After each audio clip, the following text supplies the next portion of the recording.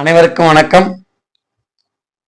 ஓம் தத்புருஷாய வித்மகே வக்ரதுண்டாய தீமகி தன்னோ தன் பிரஜோதயா. குரு பிரம்மா, குரு விஷ்ணு, குரு தேவா மகேஸ்வர, குரு சாஷாத் பரபிரம்மா தஸ்மை ஸ்ரீ குருவே நமோ நமக. இதுவரை யாரெல்லாம் குருவாக இருந்தார்களோ அவர்களின் பொற்பாதம் தொட்டு வணங்கி மாதா பிதா குரு தெய்வம் இவர்களோட ஆசியுடன் எம்பெருமான் கருப்பனும் தாய் காளிகா தேவியின் அனுக்கிரகத்துடனும் திரு செந்தூர் ஆண்டவர் அனுக்கிரகத்துடனும் இந்த ஜோதிடத்தினை கற்றுக்கொள்ள அனுமதித்த தாய் வெற்றிடையார் காளிக்கும் நன்றியை தெரிவித்து இன்னைக்கு நம்ம பார்க்க போறது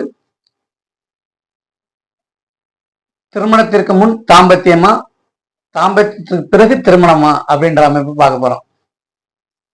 குறிப்பாக சுக்கிரனின் வீடுகள் சுபத்துவமாக இருந்து அல்லது இயல்பாக இருந்து ரிஷபம், துலாம் சுக்கிரனோட வீடுகள், சுக்கிரனுடன் சம்பந்தப்பட்ட கிரகங்களில் தசா நடக்கும் போது திருமணம் நடக்குதோ இல்லையோ கண்டிப்பா அவர்களுக்கு தாம்பத்தியம் கிடைக்கும்.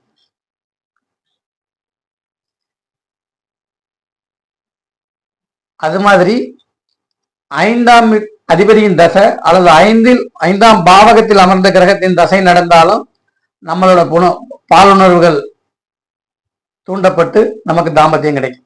அது வயசை பொறுத்து.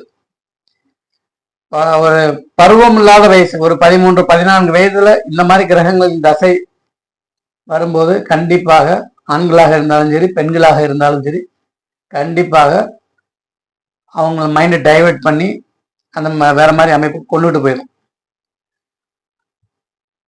அங்கே ராகு சனி இந்த மாதிரி அவங்களோட கனெக்டிங் இருந்துச்சுன்னா, அஷ்டமச்சனி ஜென்மச்சனி இந்த மாதிரி அமைப்புகளும் இருந்துச்சுன்னா, லக்னம் லக்னாதிபதி கெட்டு ராசிக்கு பாதிக்கப்பட்டிருக்குன்னா சொல்லி சுத்தம்.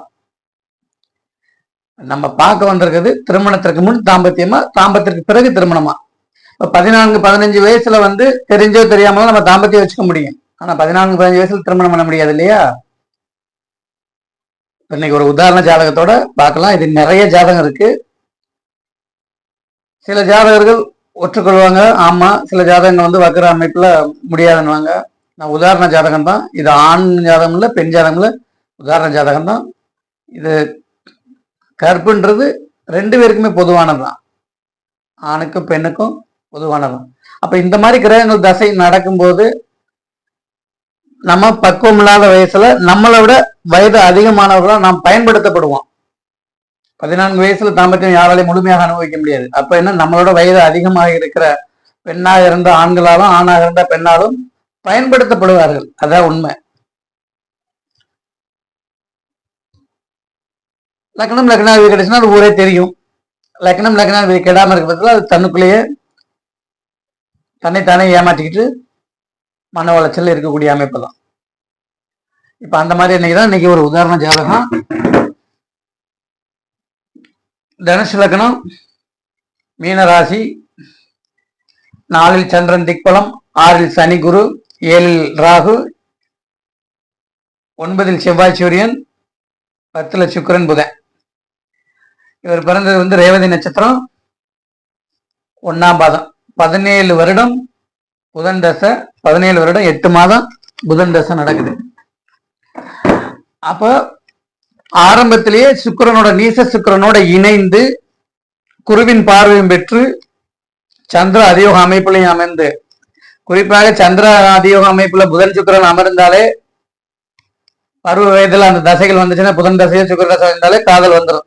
அது யாரா இருந்தாலும் சரி. புதன் சுக்கிரன் இணைவு இருந்தாலே பேசிக்க அந்த கலைநயம், நம்மளோட பேச்சு, நம்மளோட ட்ரெஸ், நம்மளோட மேக்கப்ப அடுத்தவர்களுக்கு கவரும். படிக்க போகும்போதே நம்மளோட பேச்சு, நடை, பாவனை எல்லாமே அடுத்தவர்களை கவரக்கூடியதாக இருக்கு. அதுதான் அந்த காதல் அமைப்புகளுக்கு போயிடும். அது 5ஆம் இடம் சப்போர்ட் பண்ணுச்சுன்னா கம்பல்சரி காதல் தான். சனிராகு தொடர்பு கொண்டா ஜஸ்ட் உடல் தேவை அப்படின்ற அமைப்புல போயிடும். அப்ப இந்த ஜாதகருக்கு 14-15 வயசுலயே 15-16 வயசுல இவருக்கு அஷ்டம சனி நடக்கும் போதே தாம்பத்திய அமைப்புகள் எல்லாம் கொடுத்துருச்சு. ஏன்னா சுக்கிரனின் ஒரு வீட்டுல குருவும் சனியும், மற்றொரு வீட்டுல எந்த ஒரு கிரகமும் இல்லை. அப்ப வீடு கொடுத்த சுக்கிர நீச பங்கம் அடைஞ்சிருக்காரு.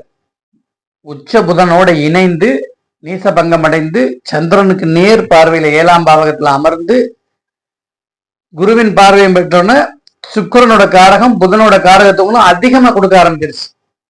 அஷ்டம சனி வேற நடக்கும்போது சொல்லவே தேவையில்லை. இந்த மாதிரி அமைப்புகள் இருக்கும்போது கண்டிப்பாக தாம்பத்தியத்திற்கு பிறகுதான் உங்களுக்கு திருமணம் நடக்கும். ஏன்னா அப்ளை பண்ணி பாருங்க.